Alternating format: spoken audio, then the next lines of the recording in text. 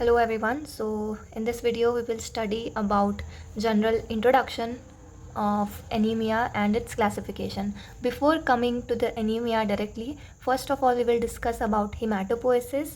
Then we will discuss in brief about reticulocyte, RBCs, and then finally classification and types of anemia. So let's get started. So hematopoiesis is basically the process of formation of blood, and it starts at the 3rd week or 19th day of intrauterine life.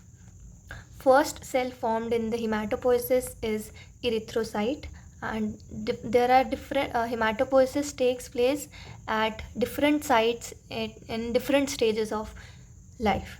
So third month of intrauterine, up to 3rd month of intrauterine life, hematopoiesis takes place within the yolk sac. Till 1st month to birth, it takes place in liver, and 3rd to 7th month of intrauterine life, it takes place in the spleen, and after birth till adult, the hematopoiesis takes place within the bone marrow. Now in this video, in this lecture, we will mainly focus on the process of red blood cell formation, that is also known as erythropoiesis. But erythropoiesis देखने से पहले हम लोग को कुछ peripheral smear stains के बारे में पता होना चाहिए. The most commonly used peripheral smear stain is Romanowsky stain. This is a family of stain which consist of following groups: Giemsa, Jenner, Leishman and Wright. ये मेनली यूज़ करते हैं हम लोग पेरिफेरल स्मीयर को स्टेन करने के लिए. अब इरिथ्रोपोइसिस पर आते हैं. तो इरिथ्रोपोइसिस क्या है? Erythropoiesis is the process of red blood cell formation. तो सबसे पहले stem cells are converted into colony forming units E by the help of enzyme erythropoietin. फिर कॉलोनी फॉर्मिंग यूनिट ई से प्रो इरिथ्रोब्लास्ट बनेगा. Pro erythroblast को pro normoblast भी बोलते हैं, और ये फर्स्ट स्टेज है जिसमें हम लोग को हीमोग्लोबिन अपीयर होगा. हीमोग्लोबिन अपीयर तो होगा, बट जो रूटीन स्टेन है, मतलब कि जो रामनॉस्की स्टेन हमने देखे थे, उससे हम लोग इस स्टेज में हीमोग्लोबिन को स्टेन नहीं कर सकते. बट जो नेक्स्ट स्टेज है, that is normoblast, also known as early normoblast, जिसमें 3 तरह के नॉर्मोब्लास्ट होंगे: early normoblast, intermediate normoblast and late normoblast. जो अर्ली नॉर्मोब्लास्ट होगा वो बेसोफिलिक होगा. इंटरमीडिएट में पॉलीक्रोमैटोफिलिक रहेगा, जिसमें फर्स्ट स्टेज होगी जिसमें हम हीमोग्लोबिन को डिटेक्ट कर सकते हैं by the help of routine staining या फिर routine staining. And late normoblast is orthochromatic. In this stage nucleus is removed. Coming to next stage, reticulocytes. After normoblasts are converted into reticulocytes. Reticulocytes are found within the bone marrow as well as in the peripheral blood. Bone marrow में भी देखने को मिलेंगे और peripheral blood के अंदर भी देखने को मिलेंगे हमें रेटिकुलोसाइट्स. और with in 1 to 2 days reticulocytes जो कि इमेच्योर आरबीसीज है वो मेच्योर आरबीसीज में कन्वर्ट हो जाएंगे.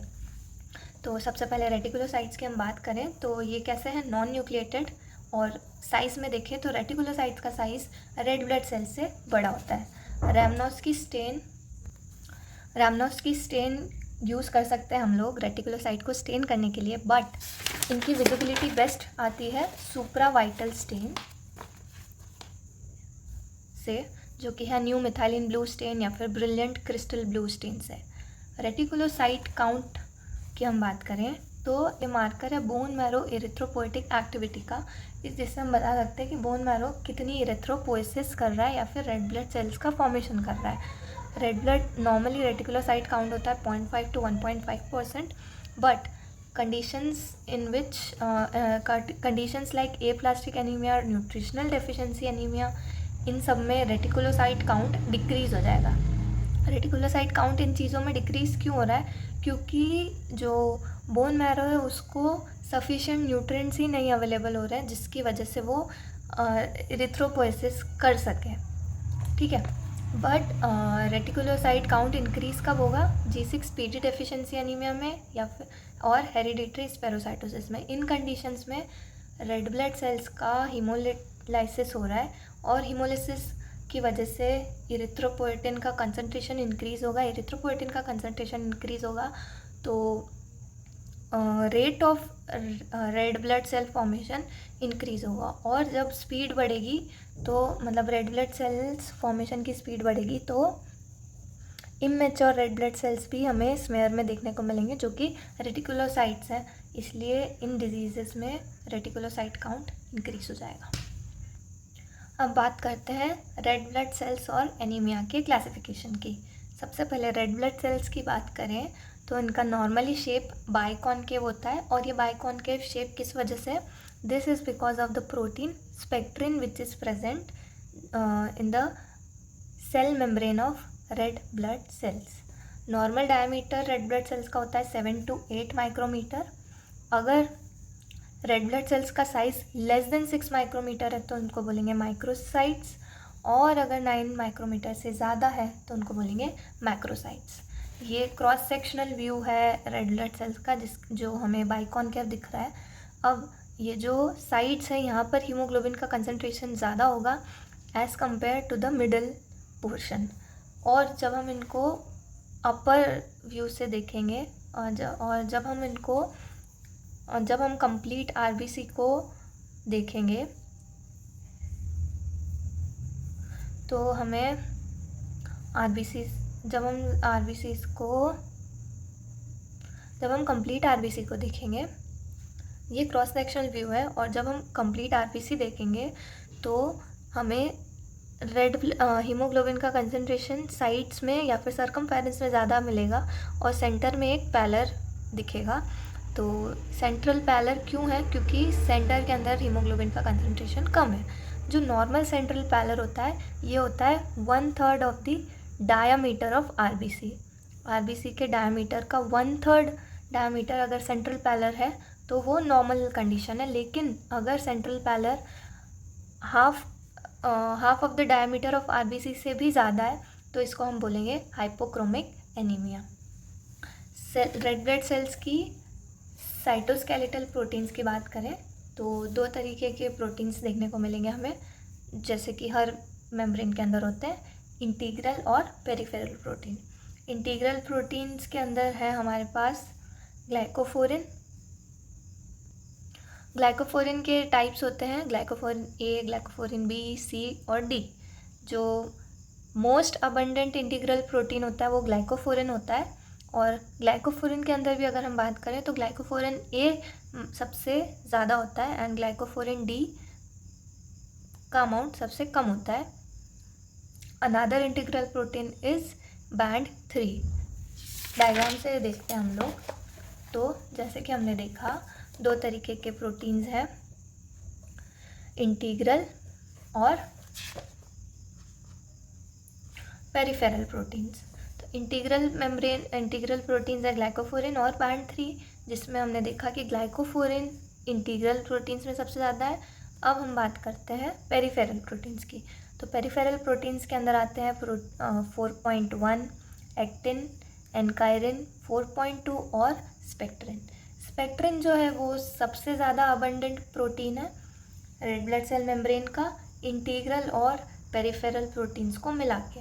सिर्फ इंटीग्रल प्रोटीन्स की बात करें तो ग्लाइकोफोरिन सबसे ज़्यादा है, और ओवरऑल मेम्ब्रेन प्रोटीन्स की बात करें तो स्पेक्ट्रिन सबसे ज़्यादा है अमाउंट में हमें देखने को मिलेगा। अब हमने देखा था कि जो स्पेक्ट्रिन है वो इस बाइकॉनकेविटी के लिए रिस्पॉन्सिबल होता है, और इन प्रोटीन्स का काम क्या है? तो ये फ्लेक्सिबिलिटी प्रोवाइड करते हैं अगेंस्ट हीमोडायनामिक फ्लो या फिर स्ट्रेस।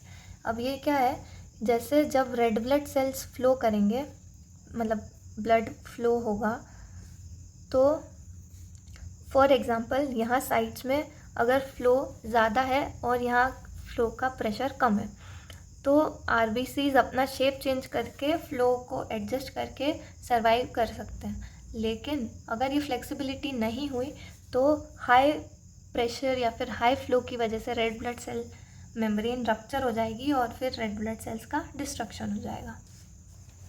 इंडाइसिस की बात करें हम लोग तो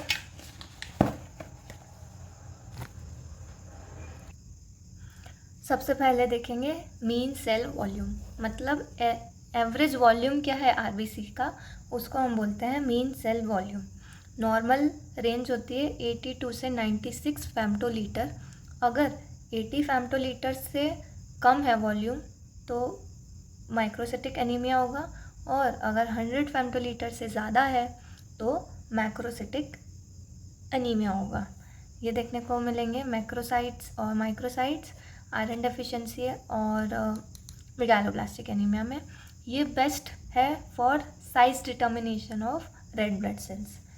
मीन सेल हीमोग्लोबिन दूसरा इंडाइसिस है कि कितना एवरेज हीमोग्लोबिन प्रेजेंट है रेड ब्लड सेल्स के अंदर। नॉर्मली 27 से 33 पिकोग्राम हीमोग्लोबिन प्रेजेंट होता है रेड ब्लड सेल्स के अंदर। आयरन डेफिशिएंसी एनीमिया के अंदर हीमोग्लोबिन का कंसंट्रेशन कम हो जाएगा, मीन सेल हीमोग्लोबिन कम हो जाएगा, और मेगालोब्लास्टिक एनीमिया के अंदर इंक्रीज होगा। मीन सेल हीमोग्लोबिन कंसंट्रेशन, इससे पहले हमने देखा मीन सेल हीमोग्लोबिन, तो सेल के अंदर हीमोग्लोबिन नॉर्मली कितना रहता है उसकी बात की थी हमने। अब हम हीमोग्लोबिन कंसंट्रेशन की बात कर रहे हैं, तो ये होता है नॉर्मली 33 से 37 ग्राम पर decilitre.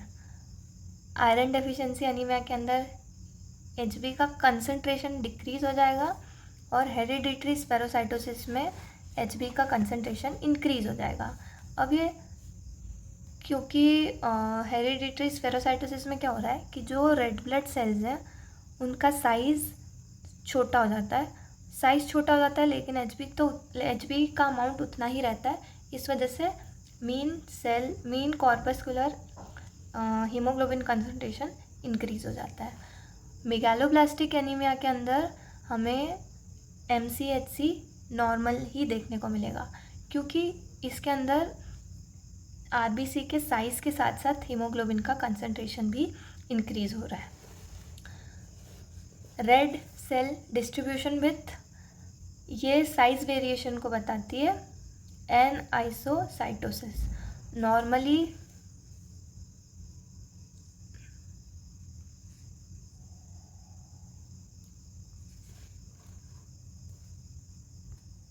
Now finally coming to anaemia. Anaemia क्या है? It is defined as reduction of total circulating red cell mass below the normal limits.